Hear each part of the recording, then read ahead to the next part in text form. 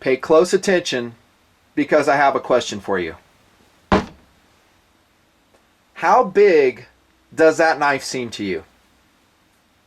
Now, I know you're looking at the sea of blue of the reviewing table. No frame of reference, but you saw my hand, put it on the table. You were paying attention, right? How big is the knife? What would you say? Without opening another window and looking up the specs. Come on. It looks bigger than it is. Here comes your frame of reference. That is a Hall of Fame EDC pocket knife, the Victorinox Cadet, which I carry all the time. I always have a Cadet. But the mini Pendleton by Cold Steel is about the same length, about the same size. That's why I love it so much. I really love the mini Pendleton. The bigger Pendleton by Cold Steel, I have a harder time getting excited about. You have not seen a review on that knife. It's a great hunting blade. There's lots of guys that are enthusiastic about it. I have no doubts. But for me, this is where the Pendleton is at. Okay, this knife right here makes me wish I had more things to cut. That's how awesome it is. This, by the way, is going to be a super short video. Blitzkrieging, you guys, KRV style. One reason I'm stoked, of course, is a very small, diminutive size. Jumping to philosophy of use, this is a knife I would EDC. Fixed blade knife, because it's so short overall length.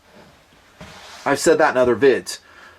Once upon a time, I reviewed this knife, and just because it's sitting in the wings, it's a good time for it to make an appearance. The Benchmade Nim Cub. Oh, what a great blade this is. I love the Nim Cub. This is a first production run. Oh, yeah. It's a great knife. 154 cm steel. Great soldier's knife. That's kind of where I pointed that particular KRV once upon a time. But the reason I'm bringing it out here is to show you, while I raved about how small and portable this knife was, look at the mini Pendleton compared to it. Better still.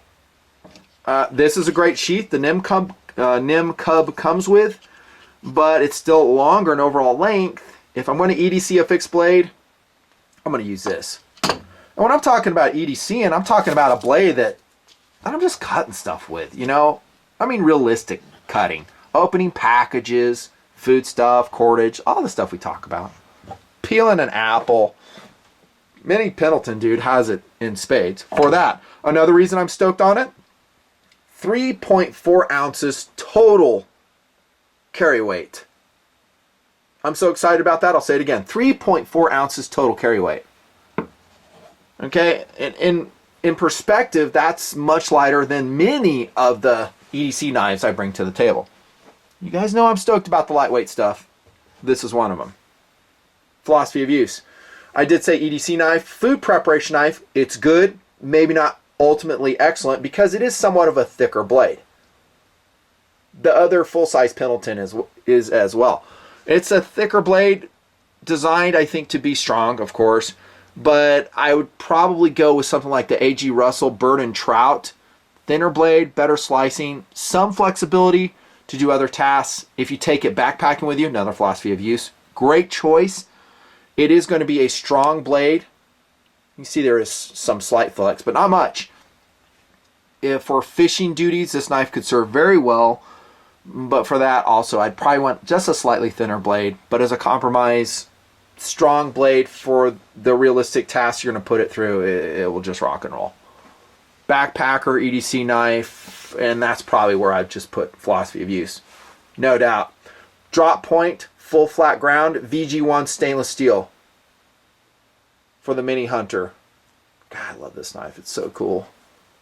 I like VG1. I haven't used it extensively. You know, if you go and read Cold Steel's website, they'll talk about how it blows away 440C, VG10 even, ATS-34. Some guys give Cold Steel criticism for their claims. I kind of think they're pretty much on target. When they show their abuse tests of their knives, they're not making that stuff up. There's some on this knife. On the Pendleton, at least. Go look it up on their website, dudes. Yeah, they're just straight up. It's like, hey, this is what we do on our knives. Other manufacturers get pissed. Some users get pissed. I never have. I think it's interesting. I like that a manufacturer does that. I love it. Look at the maneuverability. We're talking weight, balance, and feel here. Look at the maneuverability of this knife. So small. I mean, it's perfect. No jimping up here. Who cares? It's a Craton grip.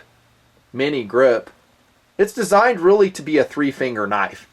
You know, if you go, well, the handle's too small. It's just too small for me to use it. I don't think you get the knife. That's not its job. I mean, there's a bazillion other knives with a lot more real estate, to include its big brother, the large Pendleton Hunter, that you can get. But along with that, you're going to carry a lot more weight and a lot more size. You know, I love how it is. There is a lanyard hole if you need it. I think that's cute. It is mostly a full tang design, I believe, on this. The value is phenomenal. Just about $35 on this for a VG1 stainless steel mini Pendleton. I don't know if you gear check me. I'll have this on me because I generally, once again, use folding knives for my EDC. But if I did, it'd be a very small one. Belt riding. And I'm not talking like a neck knife or anything. Oh, and I forgot to show you the Secure-X sheath. Same as we've seen before, like in the SRK, the Recon. It's like a mini version. It's just precious. Look at that. It can snap over. I love the Secure-X sheath. I love this knife. It's just super cool. That's my review. What? Under 7 minutes? Insane.